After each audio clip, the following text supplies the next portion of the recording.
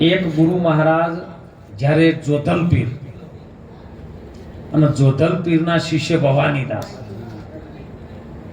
ભવાનીદાસ અને જોધલ પીર બે સામસામા જ્ઞાન ગોષ્ઠીમાં ઉતર્યા છે અને ગુરુ શિષ્યનો નાતો આવો જ હોય, જ્ઞાન ગોષ્ઠીનો. એટલે જોધલ પીરને ભવાનીદાસ પૂછે છે કે બાપા, આ સર્વ બ્રહ્માંડનું કયું તત્વ એવું કામ કરી રહ્યું છે કે જેથી કોઈ ટીપું ભારે પાણી વધતું નથી, ટીપું ભારે ઘટતું નથી, કોઈ ટીપું માટી ઘટતી નથી, વધતી નથી, તો આવું સંતુલન બેલેન્સ કોણ રાખે છે? જોધલપીર કહે છે કે એવું પરમ તત્વ છે. જોધલપીર બાપુ એવું કે એક પરમ તત્વ છે. તો એનો સેવક બાપુના ચરણમાં રહીને પ્રાર્થના કરે કે બાપુ જો તમે કહો છો તત્વ છે, પણ ગુરુ મહારાજે એમાં કીધું છે, મારો અનુભવ બાપા ચરણોમાં બોલે છે કે નથી એને તત્વ, એ નહીં એને તાર, નથી એને તાર. વચનમાંથી કોઈ વચન બોલે અને બહુ કરે છે પોકાર, તમે જોજો રે એ આમાં ચંદ્રીનો બચાવનારો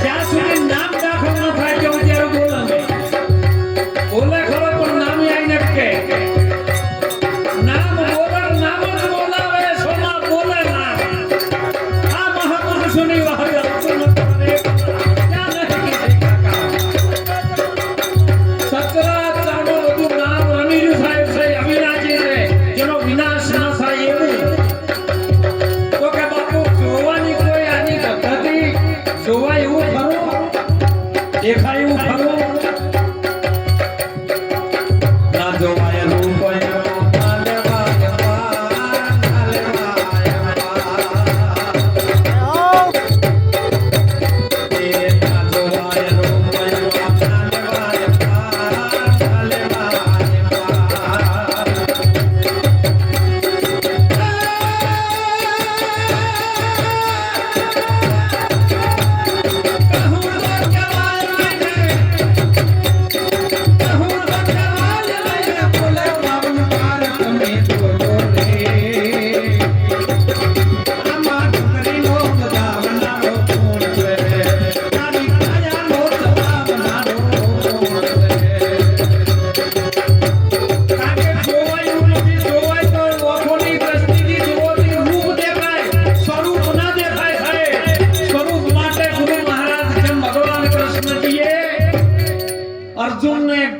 ચક્ષુ આલ્યું હતું, દિવ્ય ચક્ષુ જેને કહીએ. ચક્ષુ એટલે આંખ થાય, પણ આ ઓખોથી ન દેખાય.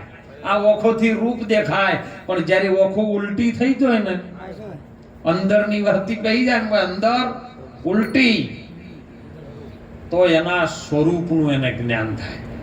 અને જ્ઞાન વડે દાર્યું થાય ને કે થાય એવું ન જોવાય રૂપ એનું, ન લેવાય પાર. કારણ કે પાર આવે એવો નથી, કારણ કે અપરંપાર છે, અનંત. જે એનો જે કોઈ દિવસ અંત ના આવે એવો અનંત, અવિનાશી. એટલે જેનો વિનાશ ન થાય એવું એવું. અને કહું તો કહેવાય નહીં. કેમ કે અક્ષરમાં આવતો.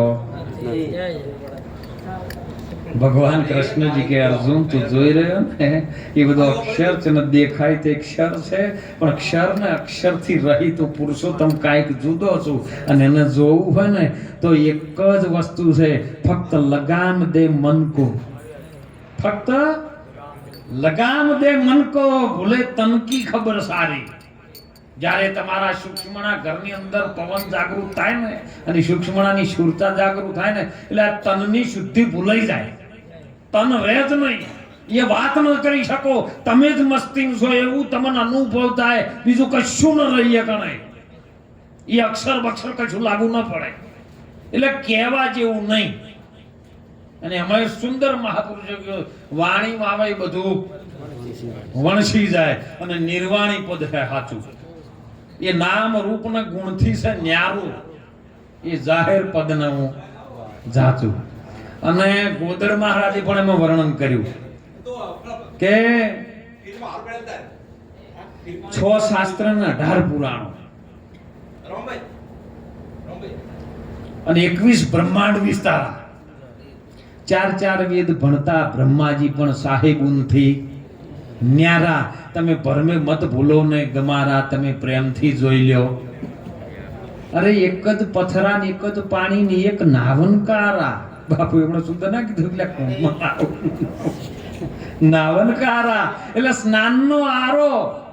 કયો તમારા ઘટની અંદર જો ત્રિવેણીનો ઘાટ પેદા થાય ને એમાં તમારું મન જો કદાચ સ્થિર થઈને બેહે અને જ્ઞાન ગંગાની જે ધાર થાય ને એમાં નાવો તો અમર બની દો. પેલા જઈને જો તો તનની શુદ્ધિ થાય પણ મનની શુદ્ધિ ના થાય. સાધુની પરંપરા છે, ઋષિઓની પરંપરા છે. થાય જાજો, બહુ જાણજો, જો જજો. ભારતની ભૂમિ છે, સંતોનું તપ બોલે સાહેબ. સંતોએ તપ કર્યું છે અને તપ હોય તો જ ખેંચી જાય બાપુ. આટલે ટોળકું ન કે 75 કરોડ વસ્તીને ખેંચી જવાની તાકાત કોઈ નામ છે? આપણે એમાં માયરમાં બાપુએ કીધું છે કે આવજો આવજો, પણ જો કે એટલે હરિહર કરવાનું છે, મોજ કરવાની થાય, સાધુ સંતોના દર્શન કરવાના તોય ના આવે. અને પેલું વગણ બોલાય 75 કરોડ પબ્લિક ભેળી થાય એટલે મારા ભારતના એક ભોળાનાથની કૃપા છે સાહેબ. એ બ્રહ્માંડનો વિશ્વ વિજેતા બનેલો જેને પરમાત્મા આપણે ભોળોનાથ શિવ કહીએ છે, એ શિવની ને સાધુ સંતોની કૃપા છે. તેઓ ખેંચી જાય. પણ કહું તો કહેવાય નહીં, બોલાય 52 નહીં. 12 તમે જોવા જંત્રીનો બજાવનાર કોણ છે? અરે જ્ઞાન, ધ્યાન, છંદ, રાગ. જ્ઞાને તો પહોંચે નહીં. જ્ઞાનીએ વિરામ પામી જાય. આ જ્ઞાનનો ધંધો નથી, આ ધ્યાનનો ધંધો છે બાપુ. જ્ઞાન, ધ્યાન, છંદ અને રાગ. તેઓ રાગ ન પોકે. વૈરાગ, મન વાણી ન પહોંચે. ભોજન જેને ભાવે નહીં, બસ એને વચનનો આહાર. તમે જોવો જંત્રીનો બજાવનાર શેષ અખડધૂન લાજી છે. શેષ એટલે વચન જ થાય, બીજું કઈ નહીં. કારણ કે ભગવાન કૃષ્ણજી રથ મધ્યમાં લાયા ને એટલે કીધું હતું કે આ બધું યુદ્ધ 18 દાડામાં પૂરું કરી નાખવાનું છે. એટલે કોઈ પત્રકારો જીતે મેં હતા કે બાપુ આ બધું પૂરું કરી નાખ્યું તો આ ધરતી પર છે ને ઉપર ટકશે કે શેષ ઉપર. એટલે બધા એમ કીધું કે શેષ એટલે ધરતીમાં, શેષ એટલે નાગ હશે. કો છે ખરો, પણ એની જાણવાની ગતિ છે ને એ વચન ઉપર છે ને. એ વચન રમી રહ્યો છે. શેષ એ જ વચન, વચન એ જ ઈશ્વર. ઈ પ્લસ વત્તા સ્વર. ઈ ને જુદો પાડો ને સ્વર જુદો પાડો. ઈ સ્વર છે, ઈ રહ્યો સ્વર બોલી રહ્યા. ઈ રહ્યો ઓળખવાની ગતિ, પારખવાની ગતિ જો આપણને આવડે તો. હે ગુરુજી મને પારખનો રસ્તો બતાવ્યો, આપમાં આપ ઓળખાયો. સદગુરુએ મને પારખનો રસ્તો બતાવ્યો. ઓહમ ઓમો બ્રહ્મા, સોહમ શંકર અને વિષ્ણુનો મોય ચાલે રરો. હે એનાથી 3 દેવનું ચાલે ગુંજારું, એનાથી અટકી રહ્યો છે સંસારો. ગુરુએ મને પારખનો રસ્તો. 6 માતાના શાસ્ત્ર બનાવ્યા ને 18 માતાના પુરાણો. 24 માતામાં જેને પ્રગટ પાયો અને 40 ગુણમાં અથડાયો. ગુરુજી મને પારખનો રસ્તો.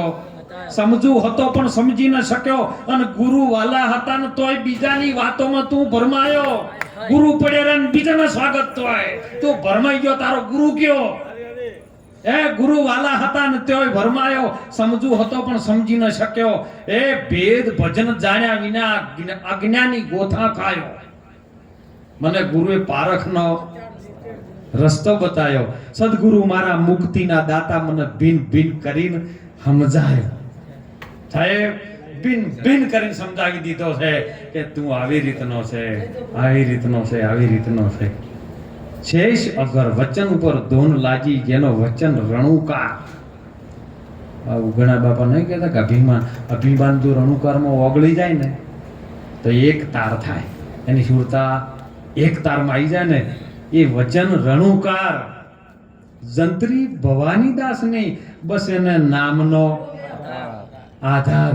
જો એમાં નામ લાયું ભવાનીદાસે, તેણે ચેલે નિરાત મહારાજે એવું કીધું કે નોમ રૂપ નહીં ગુણ મારે, મેં કભુ ન ધરું અવતારા, હમ હે જોગી અલખ અનાદિ પર બ્રહ્મ સે હમ પારા. એ ગુરુ મહારાજ આપણા ભારતની સંતોની ભૂમિ, અને સંતો જેને સમજાવી શકે બાપુ. નકા વાત કોઈ જમતમ નથી, કોઈ શાકભાજીના માર્કેટમાં હીરા લઈને બેસવાનો તો કોઈ ખરીદવા વાળો નથી. અને એટલે ખૂબ જાગજો, આવા સંતોનો સમાગમ તો દીદી સંતોનો સમાગમ કરજો. નકે બાપુએ કીધું કે ગુરુ તો હાલ રાફડા ફાટ્યા છે, રાફડા, પણ સાચી વાત તમને નહીં મળે. એક આવા સંતો જોડે જજો ભાઈ. અને જેને ગુરુ જીવનમાં ન હોય ને તો મહાપુરુષો જેના જીવનમાં નથી ગુરુ એનું જીવન જ નથી શરૂ. જેના જીવનમાં નહીં ગુરુ એનું નથી જીવન શરૂ. ગુરુ ચરણે જઈને ભક્તિ કરજો, જેથી જીવનમાં આપણા આયેલો ફેરો છે ને ફોગટમાં ન જાય. કંઈક જીવનમાં સારું કરવા માટે આયા છે. હે હતો તું ક્યો ને આવ્યો છે ક્યો, તું છે કોણ ને હરીશો કોણ. એ હૃદયમાં જો તપાસી લે, ખજાનો ભરેલો છે મોય. એ ખજાનો ખોજ આવા સંતો પાસે પડ્યો છે. તમે જેવી મૂડી લઈને જો ને એવું મળે. બાપુએ કીધું વેપારી બધા નિજ નામના વેપારી છે, પણ તમે જેવી મૂડી લઈને જો એવું મળે. ગુરુ મહારાજ કશું લેતા નથી બાપુ. સાધુ સંતો છે ને એ કોઈ તમે શું આપી શકે જગત હે. સદગુરુ સમો કોઈ દાતા નથી. આખું જગત છે મંગણહાર.